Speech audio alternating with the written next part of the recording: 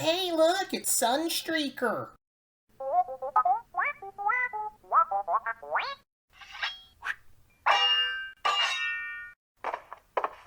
You suck.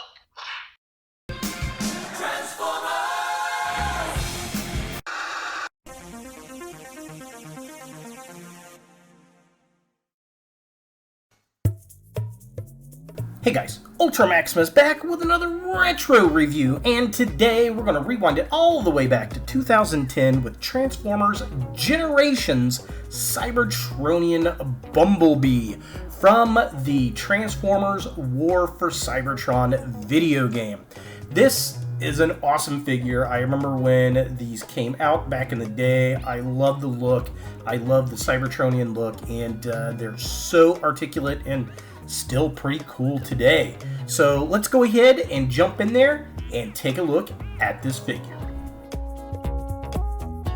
So this is what Bumblebee looked like in a package. He was on a Transformers Generation blister card, and I miss those. We don't get the swappage problems, well, we didn't back then like we do now, and it's even worse with the open face paper box packaging.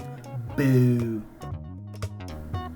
So here we have the Cybertronian Bumblebee, and this is a pretty cool figure. It's kind of weird and goofy in the fact that it's got a really huge kind of backpack back there and kind of bulbous. Lots of round parts on here, and he's got one accessory that he comes with. He's got this little gun, which is kind of oddly shaped. It's arced, and it's got this yellow bit at the end. Just a weird looking little gun. And he's also got another fun play gimmick here. He's got these little plastic swords. So these translucent plastic, you click them down and they kind of ratchet joint out, which is kind of interesting. I feel like they should have been like mech tech eyes, but I'm glad they're not. But yeah, these translucent little daggers, little stingers, I guess, for Bumblebee. Very cool. So you just kind of ratchet them back, push them in a little bit, and get them up underneath the peg right there. So yeah, definitely cool. Now articulation, his head is on a ball joint, moves up and down, left and right. He does have a twist at the waist, but it's kind of hampered because of the backpack back here, so be aware of that. Arms do move up and down, in and out. There is a twist at the upper arm, which is nice, and then he's got a double jointed elbow, which is very odd for Transformers, and the hands do twist around like this. He kicks forward, kicks out really far. We've got a weird thigh joint right there, which is kind of interesting, and a twist. So lots of articulation there, and a pretty deep knee joint, which is kind of cool. And then the feet do move down a little bit, but that's really for transformation. So that's about it for the articulation on this guy. So taking a closer look at the figure itself, love the sculpt on it. Obviously Bumblebee, and it looks like he does in the video game, which is nice. The odd thing is he's got some gray light piping on the back of his head, but the eyes are painted blue, so they don't work. I don't know why they did that. Love the glossy black, all the reds, the Autobot logo there, all that looks really, really nice. And I like the curved designs that he's got going on. They definitely feel very Bumblebee, but have a very alien look as well. Now taking a look at the midsection of the figure, again, I like the chest. I love how the wheels are kind of in the hubs on the forearms. I think that's cool. I like the translucent red around the wheels. That looks really nice. The translucent little stingers are cool. We get some silver paint apps on the upper legs and his crotchial area. And, you know, I like the kind of mustard yellow. All the designs, the red outlines on the back of the window back there looks really, really good. It's just a really well-designed figure.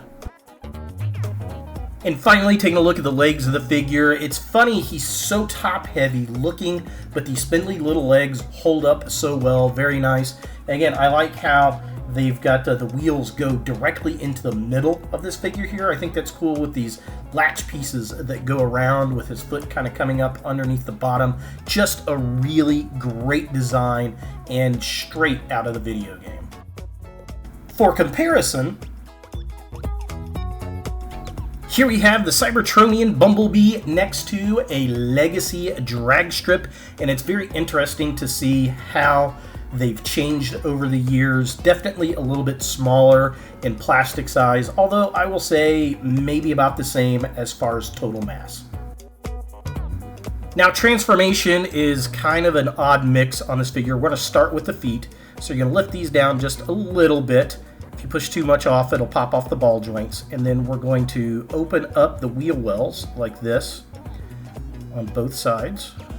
So we're going to open those up. And at that point, you want to lift the wheels outward, and you're supposed to pull them until they click into place. Mine no longer really click into place, so they're just kind of there. You can still transform it otherwise, but yeah, mine just don't want to click into place anymore, and I don't want to break it because it's 12 years old, so they should stick out that far. What you're going to do next is then, let me get the arms out of the way. So you want to move these, there's a double hinge back there. You want to move this around like this. So move that all the way around, do that on both sides. And then you're going to put the foot upward over that. And then with the wheel out, you're going to push the leg down. And it's going to go down to that yellow peg. So we're going to do that on this side too. So make sure the wheel's out. And then push that down until it gets into the yellow peg, so it keeps your wheels in place. And then we're just going to kind of push these here for the moment. So yeah, so they should be stubby little legs now. Now the upper part, what you're going to do, there's a pin you're going to push downward to slide it out and up. This big old backpack. Slide it down and up. Make sure I got it right here. And then what we're going to do is flip the head around. So you're just going to push the head in, push that down like that. And then flip on the back side here. We're going to get the arms around. Alright, so we're going to hinge the arm like that, spin it around, and then we're going to take this peg on the upper arm here, and it's going to go into the shoulder down there. So you got to click that into place, and it will pop out as you're transforming, so FYI. We're going to do the same thing on the other side. If I could get this thing to peg in. Okay, here we go. There you go. That's what it looks like pegged in.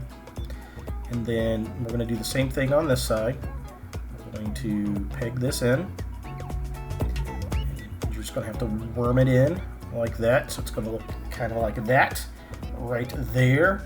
And then what we want to do is we want to pull this backpack up out of the way, and then we're going to take these wheel hubs and pull them forward like this, and then that peg is going to go into the slot on the front of the car.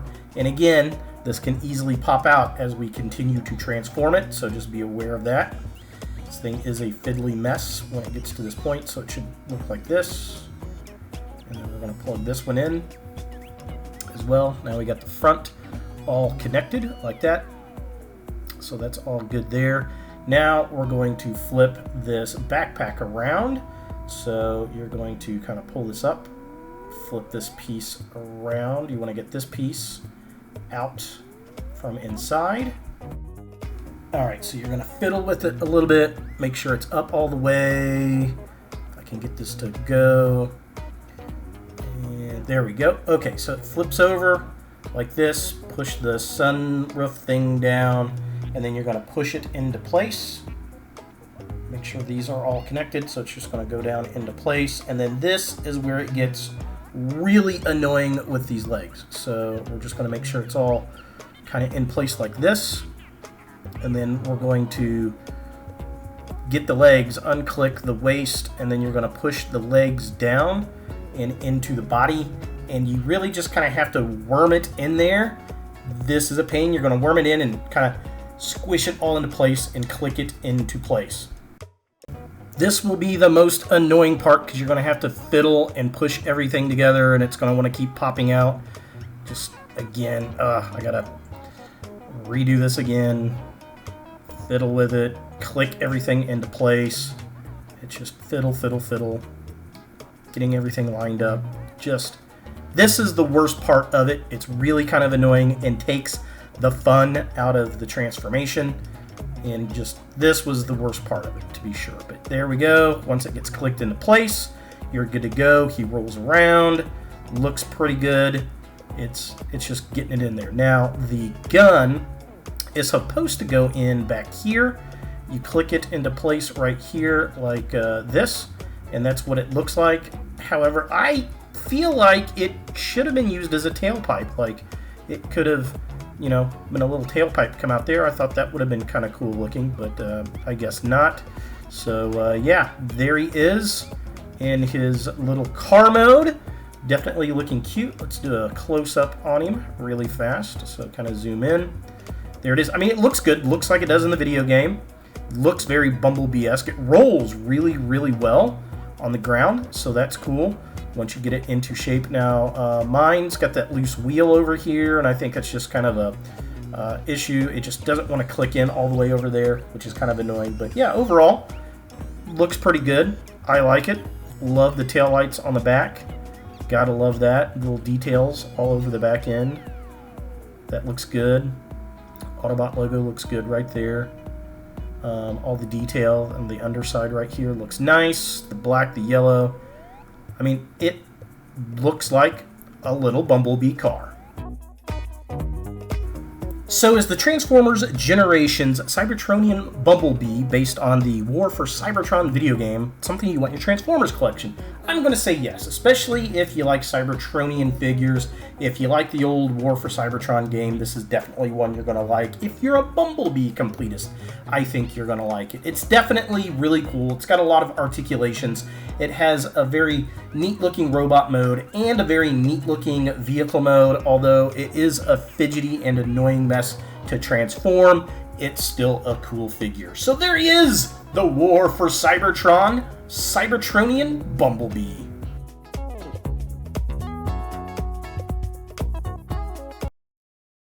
Hey guys, thanks for watching. To watch more Ultra Maximus, click on the links to the right.